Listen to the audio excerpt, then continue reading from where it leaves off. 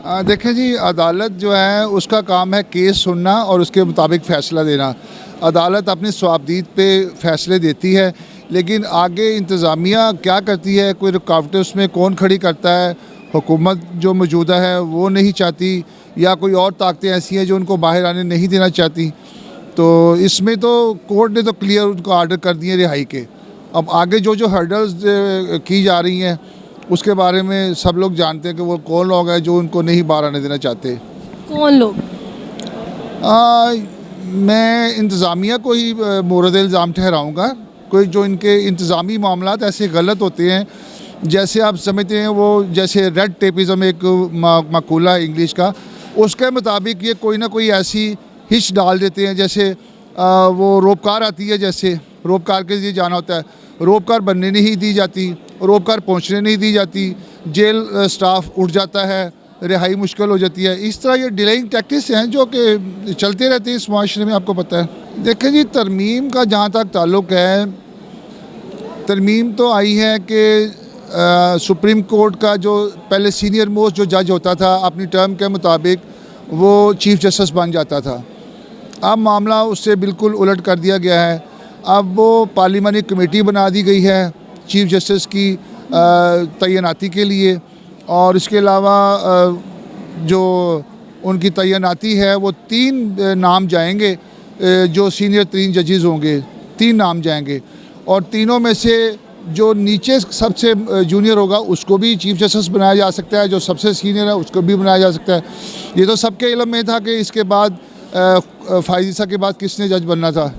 तो बस 3 नाम गए हैं, उनमें से अपनी पसंद का गवर्नमेंट ने या जिन्होंने बनाना था उनको वो तीसरा नाम नीचे से लेके उन्होंने बना लिया है।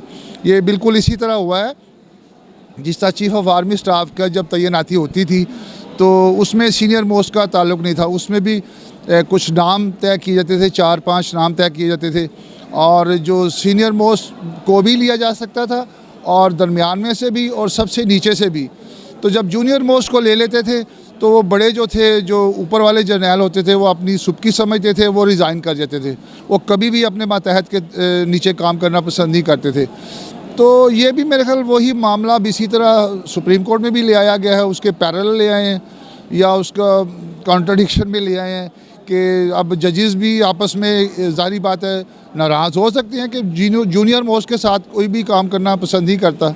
ये एक सीनियरिटी का असूल होता है जो कि इन्होंने ख़राब कर दिया है। ऐसी तरमीम होनी नहीं चाहिए थी, ये तरमीम बिल्कुल गलत है, हम इसको कंडेम करते हैं और ये सुप्रीम कोर्ट के मामलात को बिल्कुल ख़राब करने के मुतरादिफ है। यहाँ पर अभी आपने जैसे एक बात की कि हुकूमत ने अपनी पसंद का या जो भी लाना था वो वाला चीफ जस्टिस जो है वो बना दिया गया, लेकिन हुकूमत यहाँ पर एक हमें कल बात उनकी सुनाई देती है कि हमने अपनी पसंद से नहीं किया, हम तो वो चीफ जस्टिस लाए हैं जो कि किसी भी सियासत या फिर ग्रुप बंदी का हिस्सा नहीं थी। बेसिकली जब जज को भर्ती किया जाता है तो किसी न किसी हवाले से उसकी पसंदीदगी या नापसंदीदगी देखी जाती है। तो पहले भी ऐसा होता रहा है कि जब जज सिलेक्ट होता है वो किसी न किसी पार्टी से, किसी न किसी नज़रिए से उसका ताल्लुक़ ज़रूर होता है। नज़रिए के बगैर तो कोई भी नहीं होता, वो जज हो, डॉक्टर हो, इंजीनियर हो, कोई भी हो। तो जब जज भर्ती किए जाते हैं ज़ाहिर बात है उस वक्त भी पसंदीदा का आंसर जो है वो सामने रखा जाता है। तो इसके अलावा जब ये कह रही हैं, हुकूमत कह रही है कि हमारी पसंदीदगी नहीं है इसमें, ये कतई नामुमकिन है। ये अपनी पसंदीदगी इनकी है और अपनी पसंदीदा जज लाए हैं ये।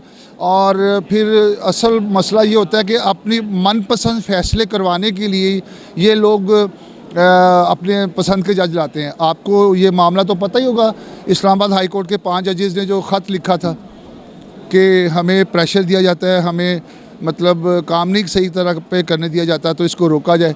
उसकी भी इन्होंने तरदीद कर दी थी ना कि ऐसा नहीं है।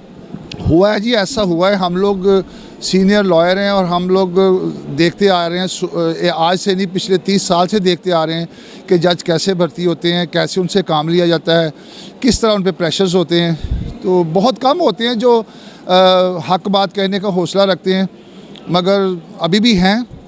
बुराई बेशक जितनी बढ़ जाए, नेक लोग तो ख़त्म नहीं ना होंगे।